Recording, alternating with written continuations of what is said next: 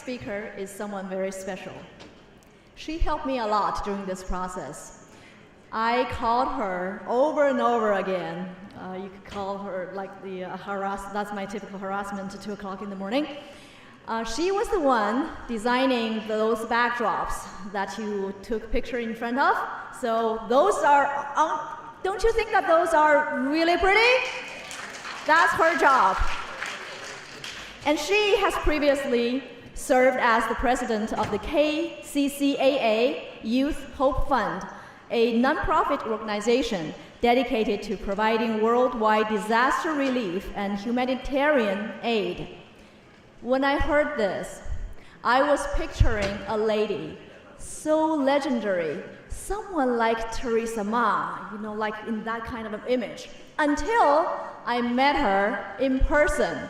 And she is actually a sophomore in college. So that blew me away. So I'm dying to hear from her how she got to where she is and all her accomplishment over the years, and how she raised 11,000 fund in 2 years for the victims of Hurricane Sandy, and in also 2012 Haiti earthquake, and also for the impoverished children in Yanzibian, China. So let's welcome Cindy Wang.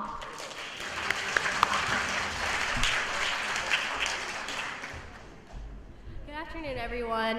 My name is Cindy Wang, and as Kylie just mentioned, I'm currently a sophomore in college at the University of Pennsylvania. I think they're trying to figure out my PowerPoint up here, but I'll just try to fill some time with a little bit of information about myself. So while I was in high school, I was involved in an organization called the KCCAA Youth Hope Fund. And that is a youth service organization that was created under the branch of our Chinese American Association in Kansas City. Oh, good. Okay, I think it's working now.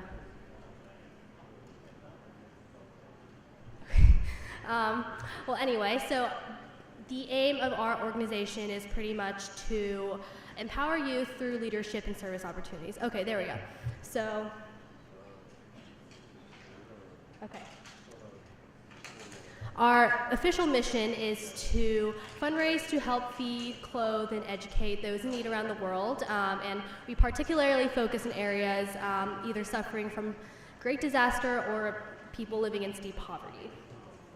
And so we were founded in 2011 after a tornado hit Joplin, Missouri, which is about 3 hours from here, and this was the second one in about 3 years, and it was one of the deadliest tornadoes in United States history. The town was pretty much gone. And so our first 3 projects were primarily focused with an organization called Rebuild Joplin.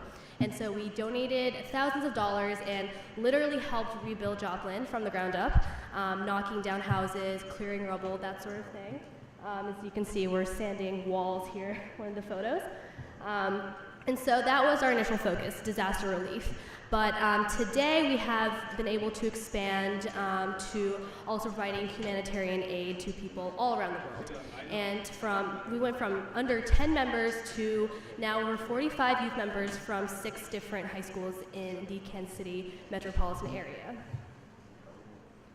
And so our work mainly focuses on, as I said, disaster relief and humanitarian aid.